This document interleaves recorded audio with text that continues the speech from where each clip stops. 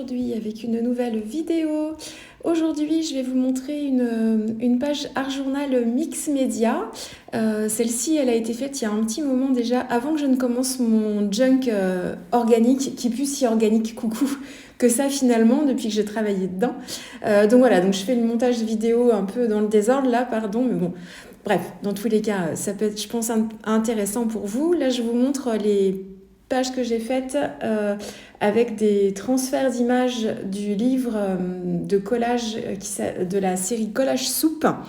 Donc c'est les deux premières que j'ai faites. Je les ai faites hors caméra, les deux premières. Et je vous avais dit que je vous en ferai une en tuto vidéo un petit peu pour vous montrer un petit peu le process dans ce genre de page. Alors, ici, je vais faire avec vous le transfert d'images pour vous montrer que ça fonctionne avec quand même pas mal de choses, pas mal de supports.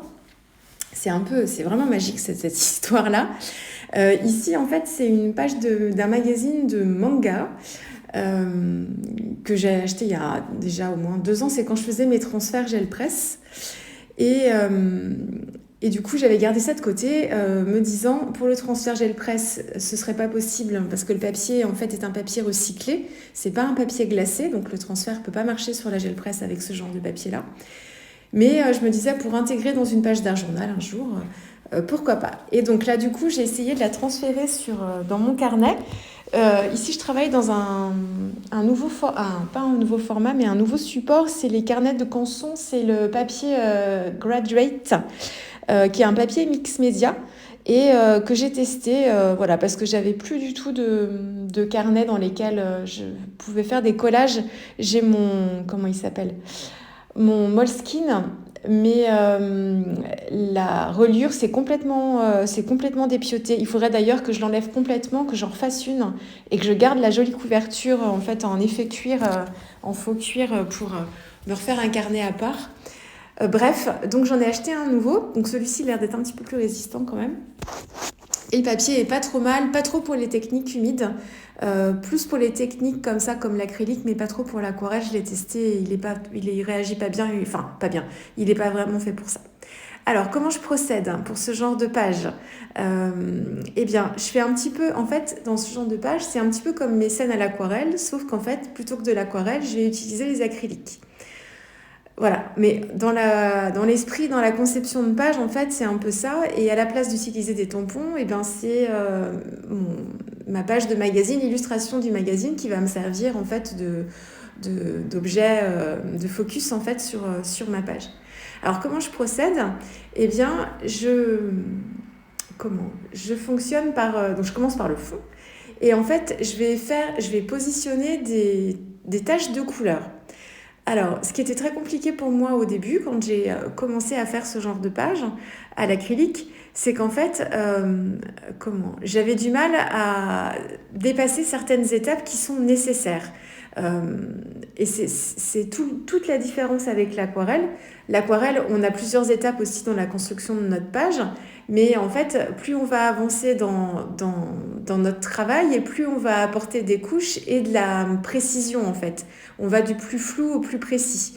Mais à chaque étape, en fait, il n'y a pas vraiment d'étapes qui sont moches, entre guillemets. C'est juste, soit ça manque un peu de contraste, soit ça manque un peu de détails, tout ça, mais quelquefois, juste un fond flou, ça suffit.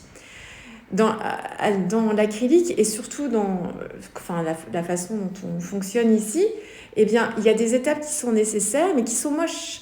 C'est-à-dire que là, vous allez voir, je fais un fond, je vais être dans un esprit un petit peu printanier. Donc, c'est le Japon, c'est les cerisiers en fleurs, c'est le printemps. C'est ce que m'inspire en fait le combo couleur de l'illustration. Donc, je veux du rose, je veux du beige, je veux des nuances, mais je veux aussi du vert. Et je veux quelque chose, vraiment un vert prairie, quoi, un vert très printanier, très très frais. Donc, il me faut des zones de couleurs comme ça. Et en fait, je travaille quand même dans le flou. Je cherche pas, je sais pas faire en fait des scènes précises à l'acrylique, réalistes. Donc, je cherche quand même à travailler le flou. Donc, il faut que je crée comme ça des grandes masses de couleurs qui vont venir représenter en fait mes éléments colorés, mais sans les dessiner vraiment, sans que ce soit très très précis. Et en fait, au début, quand je faisais ce genre de travaux, j'avais beaucoup de mal à dépasser cette étape moche parce que je me disais, mais c'est très moche, comment je vais jamais réussir à faire quelque chose d'harmonieux avec ces tâches-là. Moi, je voulais réussir à fondre. Alors ça fonctionne aussi, hein. On peut fondre nos couleurs, hein. À l'acrylique, c'est pas ça, ça demande plus de technique, une technique que je commence à acquérir mais que je n'ai pas encore totalement. Mais quand on a du vert et quand on a comme ça du beige rosé, je vous reparle encore du cercle chromatique, on est dans des teintes de rose et des teintes de vert, et sur le cercle chromatique, le rose est opposé au vert, et quand les deux couleurs se mélangent, ce qui va arriver en fait aux zones de transition, quand les deux couleurs se mélangent ou quand elles se superposent, si elles sont plutôt transparentes, ça va nous créer en fait une zone marron, puisqu'on va avoir le rose qui est l'une des couleurs primaires, et ensuite le vert qui est un mélange de bleu et de jaune et des autres couleurs primaires. Donc c'est compliqué quand on travaille des fonds comme ça. D'ailleurs, si vous commencez tout juste, si vous commencez tout juste dans ce genre d'exercice, je vous conseille plutôt de commencer par des fonds dans des couleurs qui sont proches les unes des autres dans le cercle chromatique. Un camailleux de bleu qui vire au vert ou un camailleux de rose qui vire au orange-jaune, vous serez plus à l'aise parce que vous n'aurez pas à gérer cette fameuse transition qui peut être un petit peu marronasse. Donc si vous commencez tout juste, ce sera plus facile pour vous, juste pour appréhender le médium, de travailler comme ça dans des camailleux de bleu, des camailleux de rose-orange, du bleu jusqu'au vert, du rose jusqu'au orange-jaune pour pas être gêné du tout. Donc là, je travaille par grande masse et j'essaye de flouter quand même le plus possible quand ce sont des couleurs qui matchent bien ensemble. Donc là, j'ai du beige, j'ai du rose et j'ai du rose pâle et j'ai du rose un peu plus soutenu. C'est un rouge quinacridone ou un rose magenta, je sais plus. Donc je travaille déjà comme ça c'est plus facile. Et puis ensuite, j'appose les touches de vert et j'essaye de pas trop travailler autour du vert avec ma couleur rose pour l'instant. Je commence par vraiment matérialiser les grosses taches comme ça de couleur. En termes de composition, je vais travailler en fait mon impression au gel médium sur le bas. Donc on va avoir une transparence, il y aura un peu de couleur qui se déposera parce que c'est l'encre qui est collée par le gel médium. Donc si c'est une encre colorée, vous aurez un peu de couleur, mais vous aurez aussi quand même une transparence. Donc on va voir à travers. Donc c'est pour ça que je choisis de travailler le bas dans une couleur plutôt nature, un peu couleur peau, pour que ça puisse révéler en fait, ça puisse se révéler en fait par transparence sous l'impression, sous les visages. Et puis plutôt vers le haut, parce que là je travaille dans mon carnet un peu en format portrait, là je le tourne. Et puis vers le haut, je vais travailler vraiment ma scène comme si elles étaient dans un jardin. Donc c'est là où je vais travailler les zones de vert et les zones de rose un petit peu plus soutenues. Donc pour tout ce qui est en bas, c'est plutôt facile puisque les couleurs sont proches. Et je vais alterner entre mon rose pâle, j'ai un peu de jaune de Naples aussi, je crois. Je vais travailler avec le blanc aussi. Et puis ensuite, c'est le pinceau que j'utilise. Ça, c'est quand j'ai travaillé mes fonds à la gouache. D'ailleurs, je me suis rendu compte, ce que je vous disais en story ou sur Instagram dans l'une de mes publications, c'est qu'en fait, j'ai pas travaillé du tout ce genre d'exercice depuis au moins une bonne année, si c'est même pas plus d'ailleurs. Donc j'ai pas du tout pratiqué l'acrylique. Par contre, j'ai travaillé pas mal de fonds à la gouache avec le Rectangular Challenge.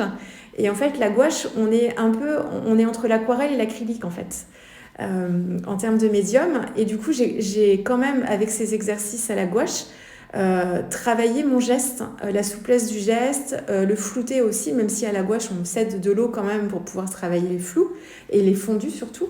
Mais en fait, j'ai pu travailler un peu une matière un petit peu plus épaisse et je suis plus à l'aise maintenant avec les fonds acryliques depuis que j'ai fait des fonds à la gouache, même si on n'est pas sur le même médium. Et puis c'est ce que je vous disais aussi sur Insta. Là, je vais m'attaquer au transfert. C'est ce que je vous disais aussi sur Insta. Même si pendant 1 an, on ne touche pas à un médium en particulier, mais qu'on continue la création, même si c'est avec un autre médium, pour moi, l'aquarelle, on continue en fait de prendre en expérience et on utilise de faire travailler nos mains. Et en fait, tout ça nous sert quand même à un moment. Et quand j'ai repris l'acrylique, bon, il y a eu la gouache entre-temps, mais même sans ça, en fait, j'ai beaucoup moins de difficultés maintenant. Je sais pas, il y a un blocage qui a été levé et en fait, je trouve ça beaucoup... Je suis plus à l'aise, mais c'est surtout que je m'arrête pas à cette étape moche où j'ai du vert, ça fait des grosses taches, on se dit mais mon Dieu, qu'est-ce que ça va donner? Bon, c'est juste que c'est pas fini, quoi. Et c'est une étape nécessaire. Alors mon transfert, donc ici, c'est une feuille de magazine. Elle est imprimée recto verso.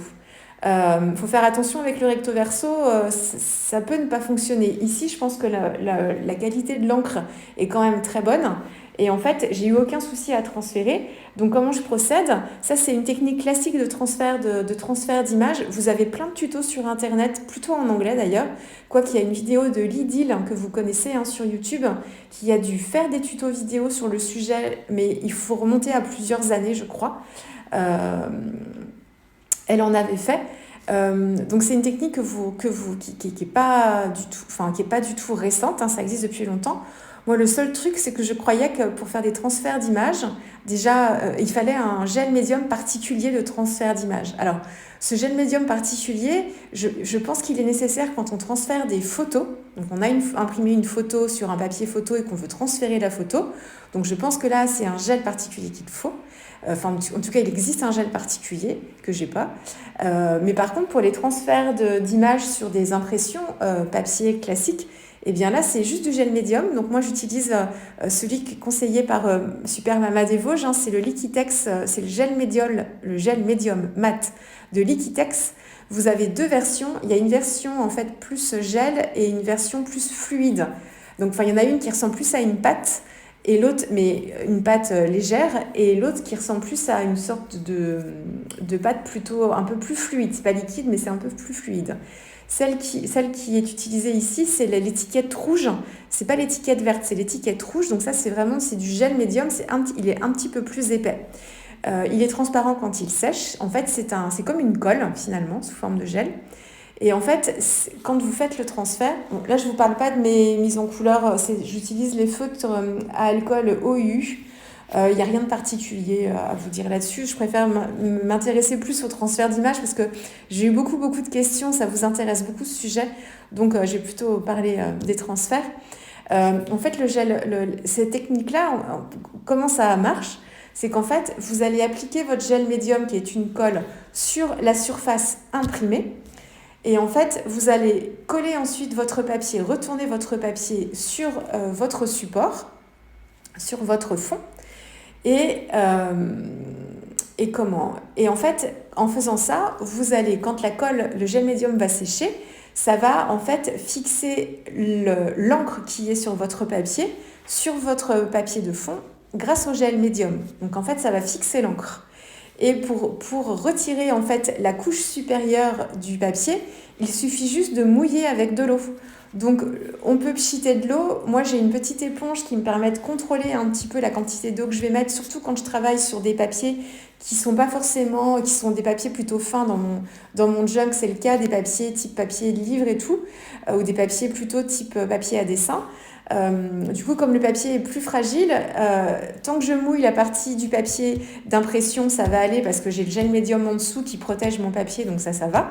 Par contre, s'il y a de l'eau tout autour sur une zone en fait qui n'est pas du tout protégée de gel, eh bien dans ce cas-là, du coup, le papier est plus fragile. Donc le mieux, si vous travaillez sur un papier fin, c'est de commencer par travailler votre fond avec un gel médium transparent, un gel médium qui est souvent transparent quand même, ou une couche de gesso transparente. Déjà, vous renforcerez un peu votre papier. Mais voilà, donc j'utilise soit le spray, soit une petite éponge, et ensuite il suffit. Oui, parce que c'est pas sorcier, mais il suffit juste de frotter avec le doigt pour faire rouler le papier, en fait, la couche du dessus, et enlever petit à petit, en fait, tout le papier qui va se désagréger avec l'eau. Et en fait, il ne va vous rester que sur le fond de votre page le gel médium avec l'encre qui l'aura fixé, en fait, sur le fond de page. Donc voilà, donc ça fonctionne très très bien, là vous le voyez. Donc en fait, ça va fixer l'encre de votre papier. Votre gel médium est transparent, donc en fait, si vous avez une impression qui est en couleur, vous allez avoir une impression gel médium sur votre fond de page qui sera aussi en couleur, un petit peu plus affadie, parce qu'on a une légère transparence quand même, mais on a quand même une belle impression. Là, vous voyez, ça marche quand même plutôt bien. Donc voilà, c'est pas plus compliqué que ça. Ça peut prendre un petit peu de temps parce qu'en fait, avant d'enlever toute la couche de papier, alors on en enlève une grosse partie en fait au début assez facilement. Et après, au fur et à mesure que votre papier va sécher, que l'eau va s'évaporer, eh bien, vous allez avoir de moins en moins de facilité à retirer en fait les petits bouts de papier qui restent. Donc il faudra remouiller encore un petit peu, recommencer. Tant qu'il y a un voile blanc qui reste sur la surface de votre page, c'est qu'il reste encore de fines particules de papier. Donc il faut recommencer, il faut continuer. Euh, le secret, alors moi je l'ai testé en fait depuis enfin j'en ai fait plein là depuis que j'ai commencé à m'y intéresser. Donc j'ai un petit peu de retour d'expérience. Vous pouvez sécher votre gel médium au heat gun pour aller plus vite. Le seul souci, c'est que vous prenez le risque de trop chauffer et de faire cloquer en fait votre gel médium, ce qui peut se passer quand on chauffe en fait l'acrylique ou le gesso. Si on chauffe trop longtemps ou trop près, on va avoir des petites cloques, des petites bulles qui vont apparaître. Donc ça va venir décoller le médium de votre papier.